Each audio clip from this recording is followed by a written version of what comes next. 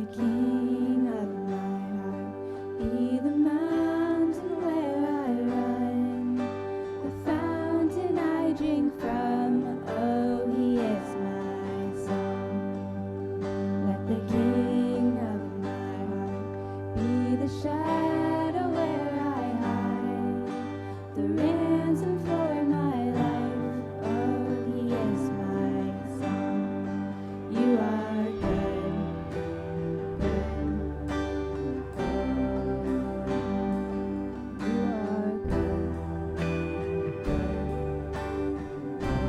good. You are good, good. Oh, you are good, good. Let the king of my heart be the wind inside my sails, the anchor in the waves. Oh, he is my song. Let the king of my heart be the fire inside my veins, the echo of my days. Oh, he is my song. Let the king of my heart be the mountain where I run, the fountain I drink from. Oh, he is my song. Let the king of my heart be the shadow where I hide, the ransom for my life. Oh, he is my song. You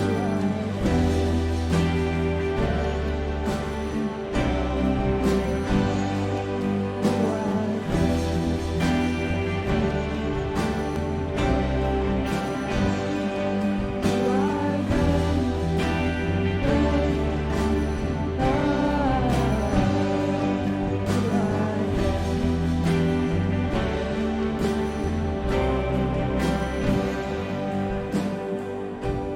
You're never gonna let me down. You're never gonna let me down. You're never gonna let me down. You're never gonna let me down. You're never gonna let me down. You're never gonna let me down. You're never gonna let me down. You're never gonna let me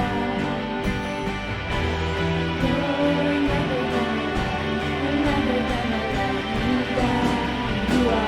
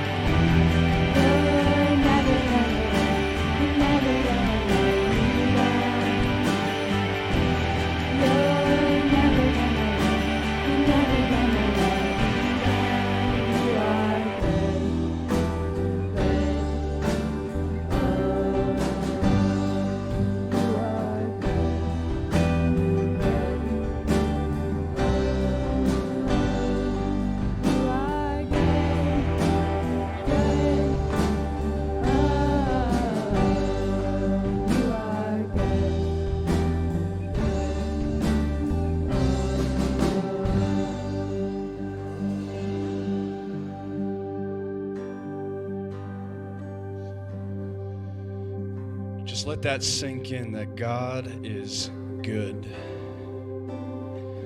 I don't know what you might be going through or what season of life you might be in, but sometimes it seems like things are not good and we just don't see change coming around the bend.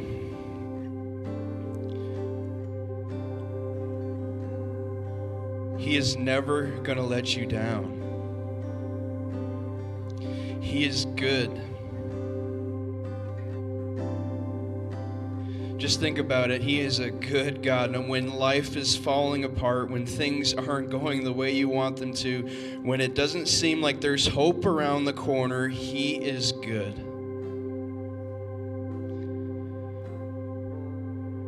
That there's actually hope. That there's actually something good coming around the bend.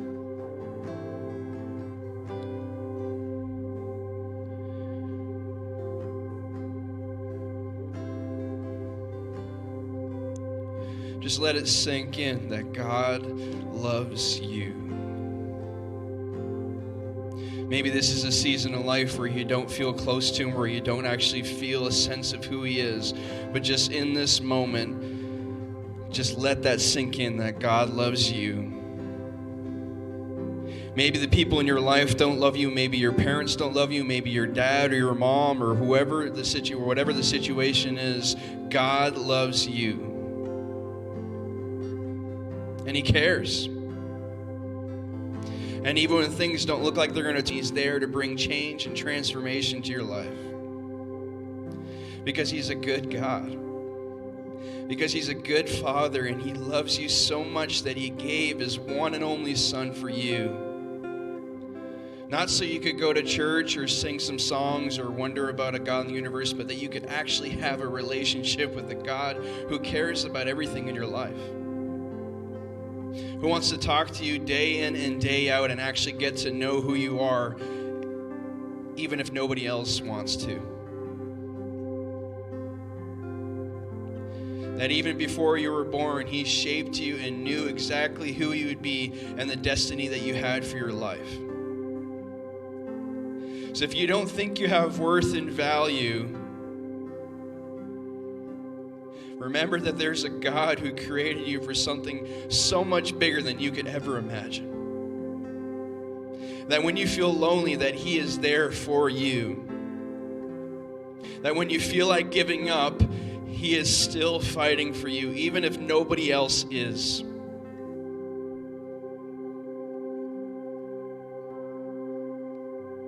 That's true love. Somebody who is always in your corner, someone who always cares about you no matter what season, no matter what you've done. There is no sin that He cannot forgive. There is nothing in your life that He cannot redeem.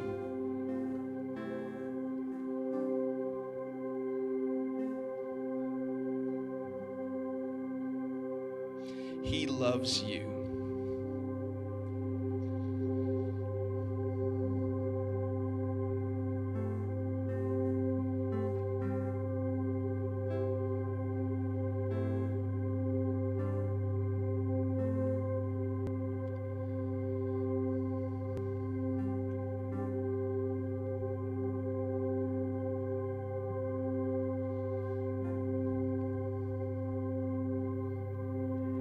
If you're feeling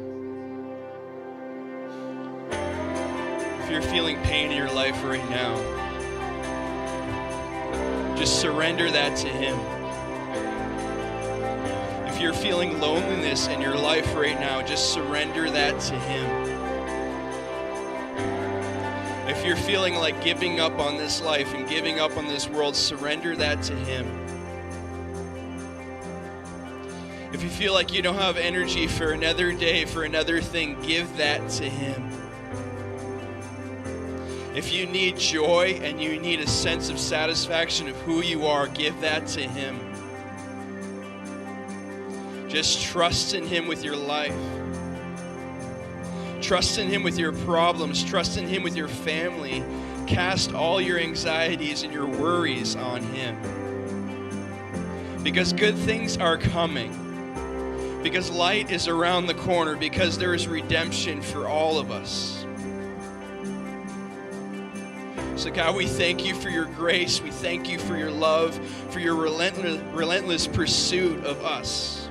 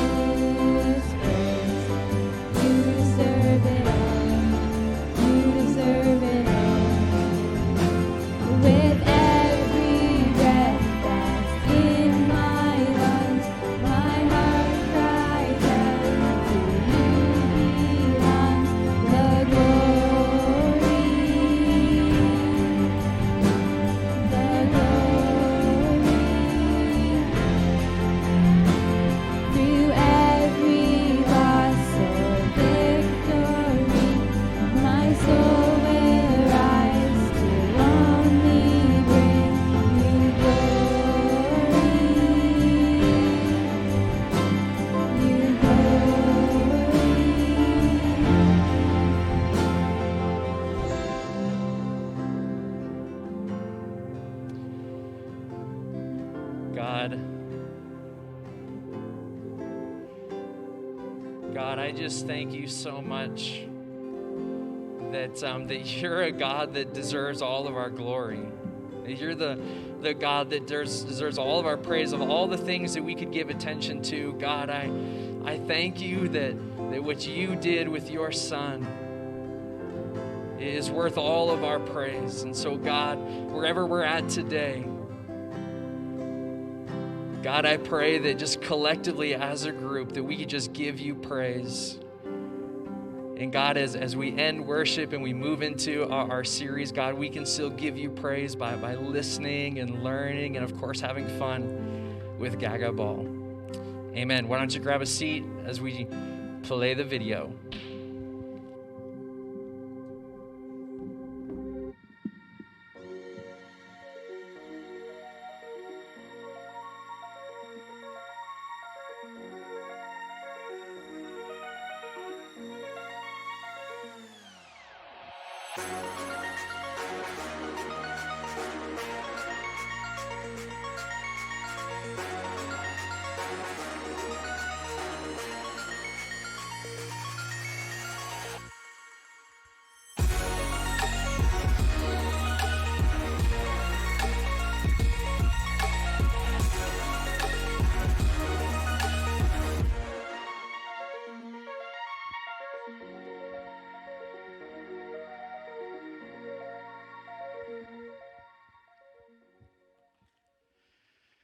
All right.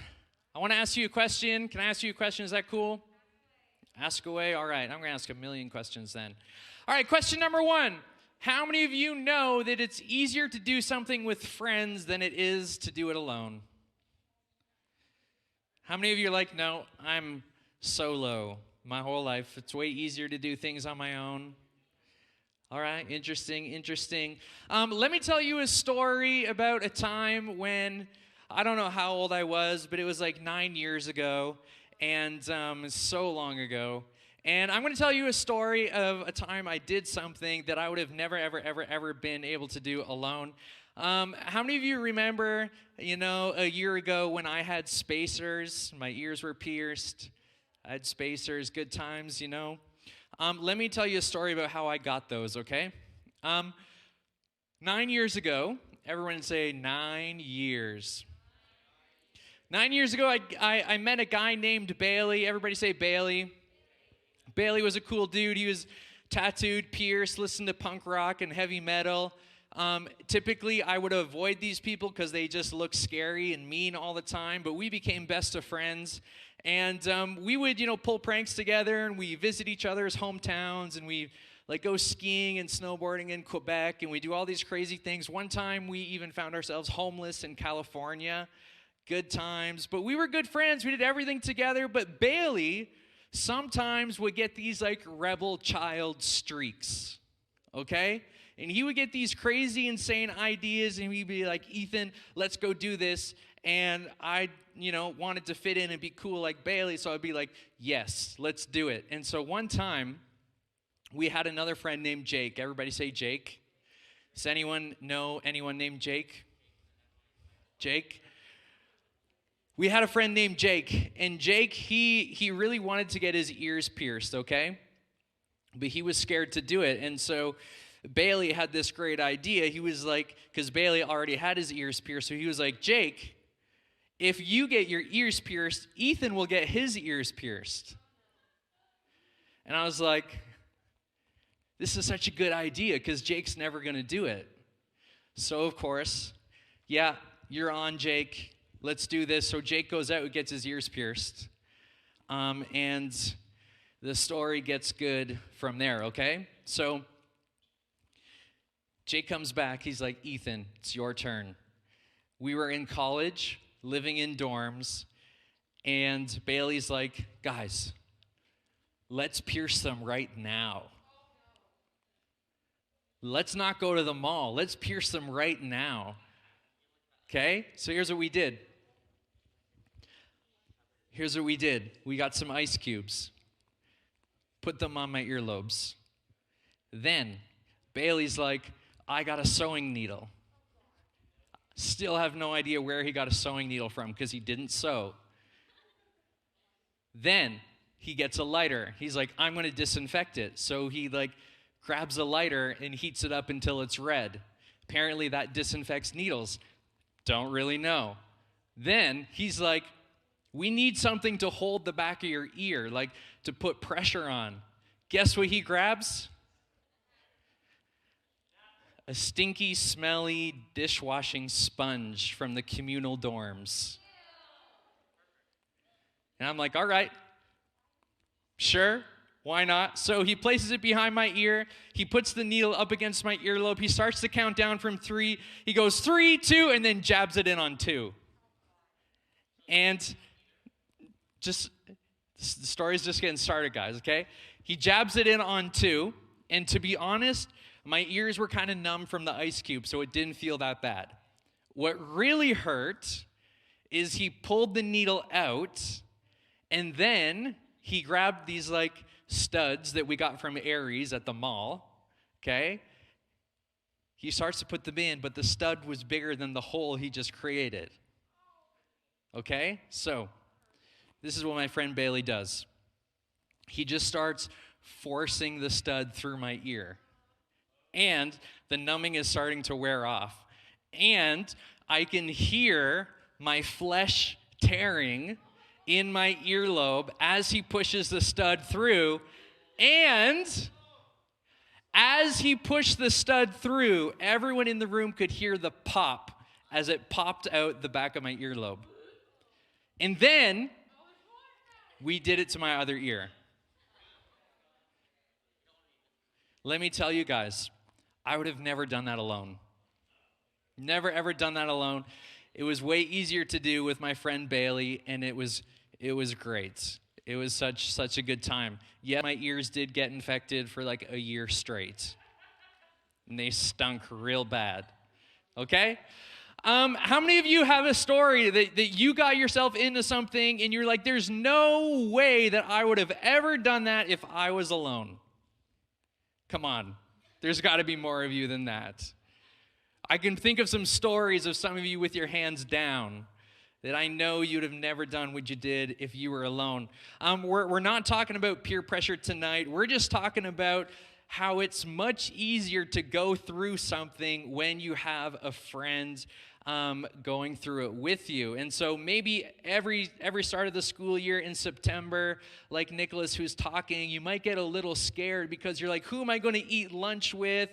And you know, whose class am I in? And I don't really know people, and maybe you just change schools, and I like, what friend group am I going to hang out? Like, it's really difficult to do that alone. But if you go knowing, you know, I'm going to hang out with this friend group, and you've got this, you know, whole week planned with them, it's much easier to do. It's a whole lot easier to go through life with a friend. And kind of, if I can be honest with you, church is kind of the same way. Church is kind of the same way. I'm not saying that church and following Jesus is like scary and frightening and it's like a stud being pushed through your ear. That's not what I'm talking about. But there are parts of following Jesus that are super confusing, like these guys up here who are talking when they're not supposed to be. Right? Got him. All right. Okay, so church can be confusing, not scary, no frightening, but there are parts that can be confusing. It's easy. There's natural things to deal with, and there's doubts and there's struggles, but it's a whole lot less intimidating when you have a friend with you. You don't have to face it alone. In fact, that is the main reason why we do something called Connect Groups. Everyone say Connect Groups. Connect Groups. We don't want you just to kind of sit there in your seats and listen and not participate. We actually want to get into a circle and have a dialogue, a conversation between friends. And the concept of Connect Groups, that's kind of what it is. And it sounds really nice, but I recognize that Connect Groups may not be everyone's favorite. Everyone's just say, not my favorite. Not my favorite. Maybe you're not even really sure why we do them. You're like, what is this, guys? Like, come on, can we just go play Gaga Ball? Like, why do we break off into groups? You may not be into your connect groups, and for good reason. So, for example, these are going to be up on the screen. For example, maybe you just already have friends. Like, maybe you already have friends. You might think, I don't need a connect group. I have my people. Why do I have to be friends with people here? It kind of feels forced and unnatural. I got friends. I'm good. Or maybe another reason, you don't really like some of the people in your group. Yeah, see, for real. Like, some of you may not like the people in your group if we're honest, and we get it. I get it. Your leaders get it. We're not, we don't have this thinking that we're just going to put you in a group with a bunch of people and everyone's going to get along and you're going to like each other and you're going to become best friends. Sometimes people just annoy other people. And sometimes those people might be in your group. Sometimes people don't have anything in common. Sometimes people struggle with personality differences or personality similarities. And sometimes you might even wonder, am I supposed to fit into this group? Are they supposed to fit in? Because it just kind of feels something's off. Like, I don't really like the people in my group. Maybe you've thought that before. Or another one, maybe you don't trust the people in your group. Maybe you don't trust the people in your group like you think, there are some people I could probably talk to, but the rest, I don't really know if I can trust them. You might think if I shared something deep with them, it would probably get back around and it would get spread and it would get twisted. It would get talked about outside a group. Maybe you just don't even know the people in your group that well. So you're I'm not on that level of trust with them yet.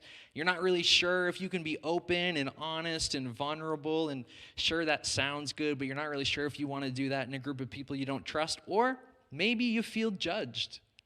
If we can be honest, maybe you feel judged in your connect group. Everyone say, judged. Judged. Maybe you feel judged. Maybe you feel like your history or your reputation, you've made some poor decisions. You're like, my reputation, it isn't that great. And I feel like everyone in my circle is just like they know what I've done and I kind of feel judged. Or maybe you're new to youth and you don't know much about following Jesus and you're like, if I answer something and it sounds kind of silly and people are going to know that I don't know what I'm talking about and they're going to judge me for it. Maybe you've thought that before.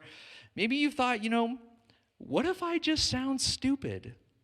What if I just sound a little silly? What if I just sound like who I am? What if I don't know what I'm talking about? What if I'm just not well-behaved enough and everyone knows it and maybe I'll feel judged? Or this last one, you just don't want to talk to people. Right? For real. Yeah.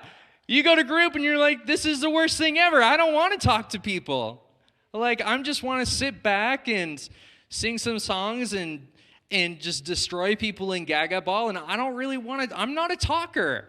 I'm more of a hands-on, whip a ball at someone kind of guy. You're like, I don't really want to talk. Right? Maybe it's just your personality and you're kind of introverted and you're like, I don't feel comfortable sharing out loud. Or maybe you just don't see the importance of it and you're like, why? I connect with God through worship and I learn about him through the series. Why do I have to talk in a group? How is that help me going to grow closer to God? And guys, I totally get it. I totally get it. I mean, we could go on and on and on and list some funny ones and some more serious ones, but maybe it's a different reason. Maybe you find yourself in group wondering, what are we supposed to be doing here? Maybe you don't even want to go. Maybe after we're done with this series, you're like, I'm going to bounce and go to the bathroom for 25 minutes.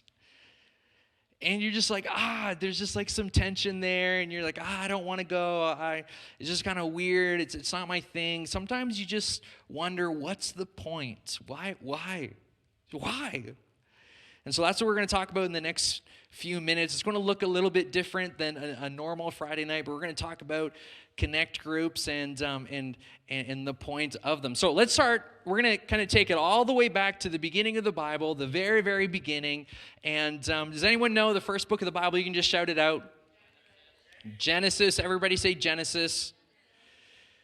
Genesis starts with these words. It says, in the beginning, God created, and then the whole chapter lists all kinds of cool things that God created. God created light, and he said it was good. God created the sky, and he said it was good. God created the land and the plants, and he said it was good. Then he created the sun and the moon, and he said it was good. And then he created the animals in the ocean and the animals in the sky, and he said it was good. And then he created the animals on the land, and he said it was.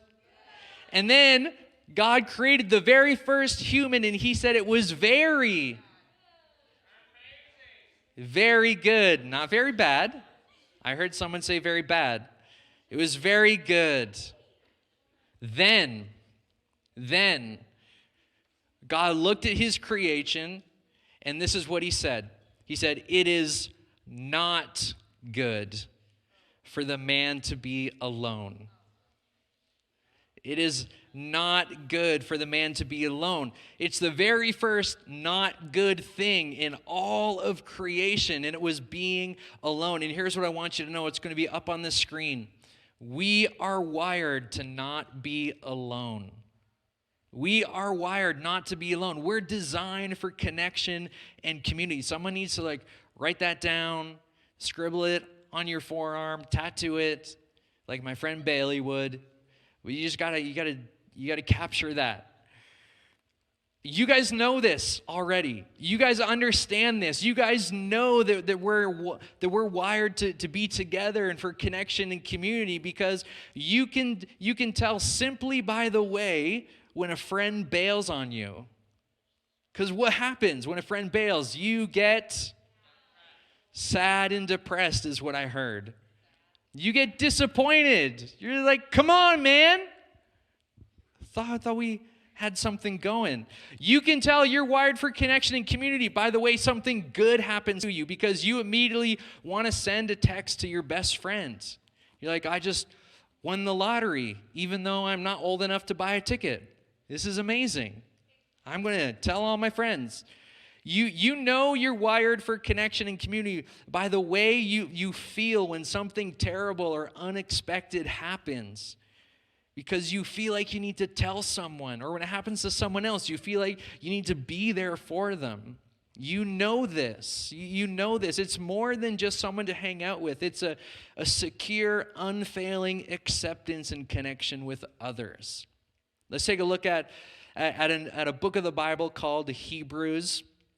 We're going to look at chapter 10. It says this: let us hold tightly without wavering to the hope we affirm, for God can be trusted to keep his promise. Let us think of ways to motivate one another to acts of love and good works. And let us not neglect our meeting together. I want you to remember that, meeting together, as some people do, but encourage one another, especially now that the day of his return is drawing near. I want you to know that there's a lot in here, and it's a big deal. I don't want you to miss it.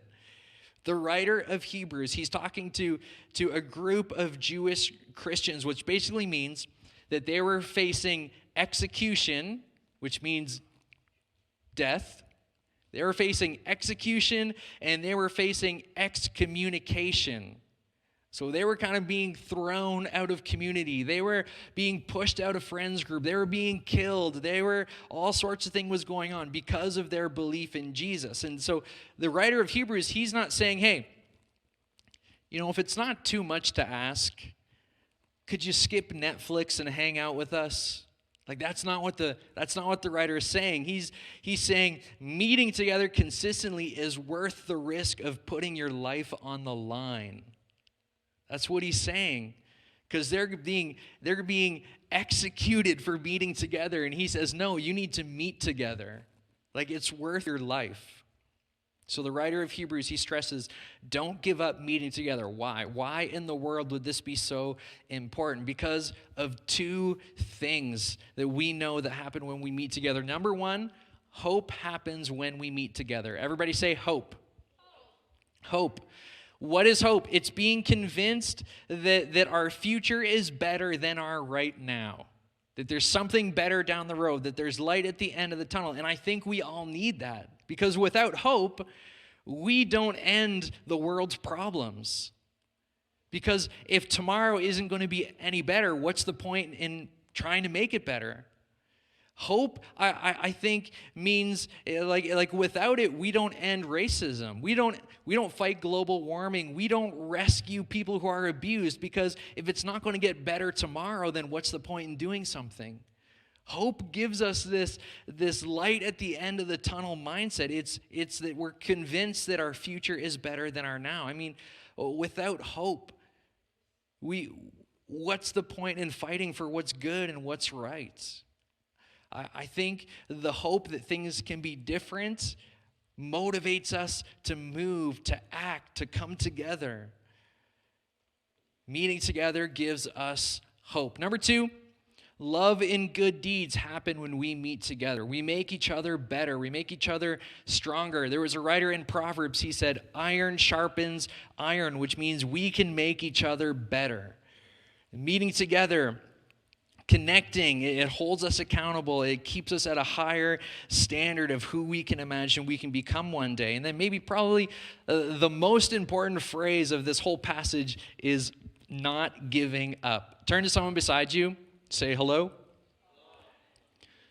Don't give up.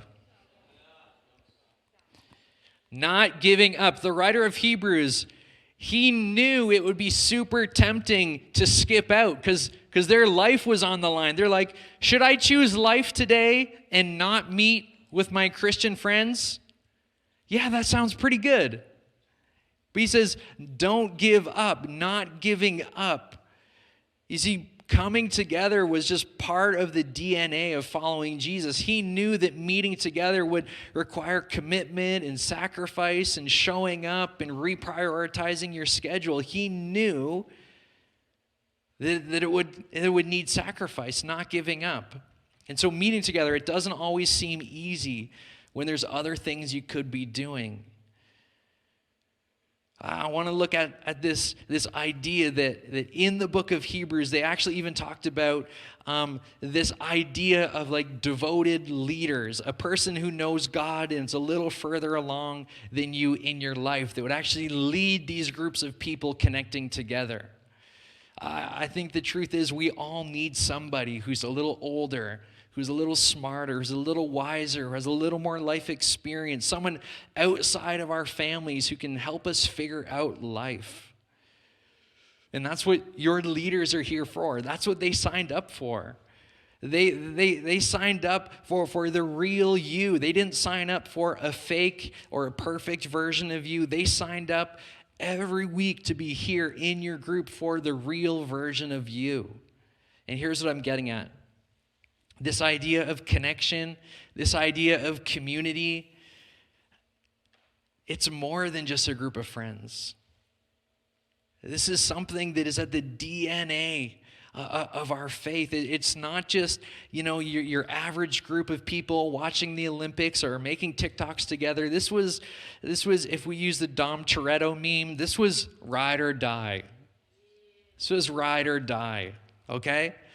These were the kinds of friends, and these were the groups of people who met with the leader, and they were encouraged. They were cheered for. They said the real stuff. They listened and got real, and they loved you enough to tell you what was true, even though they knew it would hurt, and they stuck up for you when someone talked bad about you. Like it was real. It's bigger than hanging out. It's what we call connection and community. And here's the cool thing about this, is back when the writer of Hebrews was writing this, the people that he was writing to, they were all different. They weren't alike. They weren't all friends. They didn't agree on everything. They actually disagreed on quite a bit. And in fact, if I can be real with you for a second, I think part of being a mature person, I think part of being a mature young adult is understanding that you don't have to be like people to like them. You don't have to be like the person that you're hanging out with to like them. I know we're kind of drawn together through common interests, but we don't have to be exactly like other people to get along with them. And I know some of you are thinking, hey, this sounds amazing, Ethan. This sounds great, but my connect group sounds nothing like you're talking about. Maybe you're thinking about that. And I just want you to imagine with me for a second. What if it could? What if it could? What would it take? What if it could look like that? In fact, it's kind of what the passage of Hebrews is talking about, that your Connect group can have this experience. I mean, think about it. Meeting together, motivating each other towards love and good works, encouraging each other. It can be your reality. We got to be honest with each other. Turn to the person beside you and say, we got to be honest. Got to be honest with each other. We all have to be willing to put something into it. In other words, if you're taking notes, in other words, when it comes to your Connect group, you get out what you put in. You get out what you put in. Either your Connect is going to be great or it's not. It's either going to be amazing and life-giving, or every single week you're going to be like, I don't really like these people. It's either going to be life-giving and exciting, and you're going to leave encouraged, or you're going to be like, oh man, that was brutal. Like, it's either going to be really, really good, or it's not. Ultimately, your group experience is what your group is going to decide it's going to be. And here's why this matters so much. It's because I strongly believe the quality of your high school life is going to be better or worse because of your Connect group. Because of the powerful, real life, it can be better. It can be powerful. You can come together every single week and be honest and be real. Guys, here's the thing. There's so many environments for you to be fake at school. Like, there's so many places in high school for you to kind of hide and not be the real you. Why come to youth and do the same thing?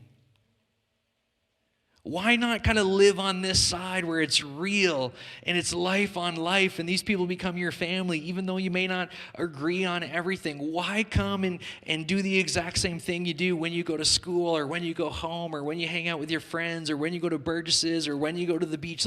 Like guys, live over on this side, but what you put into your group is what you get out. And your high school experience can either be really, really good because of your Connect group, or it can just kind of be just doing what we're doing, just hanging out, kind of answering questions, not really getting real. I want you to know both are possible. Both are possible, but it's ultimately up to you. So how do we do this? How do we put something into our Connect group experience where we get much out of it? Well, it starts with 3 things. Number 1, be present. Everyone say present. Be present. Commit to showing up for Connect group every week. Give it a chance. Be open to what could possibly happen. You never, ever know what's going to come out of your Connect group if you don't go, if you don't invest the time. And don't pretend in your Connect group. Give it your best. Be the real you. Be honest. Number 2, create a safe place. Everyone say safe place. And guys, this is really key. A safe place is not about just being nice. A safe place isn't about being nice. A safe place is about being real. It's about stop pretending. It's about being the real us. It's a real place. It's a safe place where you can be honest with each other. But it's something that doesn't happen naturally, and you have to fight for it. You have to fight for it. Number 3, last one. Make it personal. Make it personal. You got to remember, you get out what you put in. You can't expect somebody to share if you don't share as well. If you're not real, if you're not personal, the person beside you won't be real and personal either. You have to make the effort to get to know people, to care about them. If you don't know people, if you don't know all the names of the people in your group, just be like, hey, we've been hanging out together for like 4 months, and just acknowledge the awkward. I don't really know your name. What's your name? And you just, like, it's weird, but well, you got to start somewhere, right? You put in what you get out. Maybe tonight you'll just learn the names of the people that are in your group.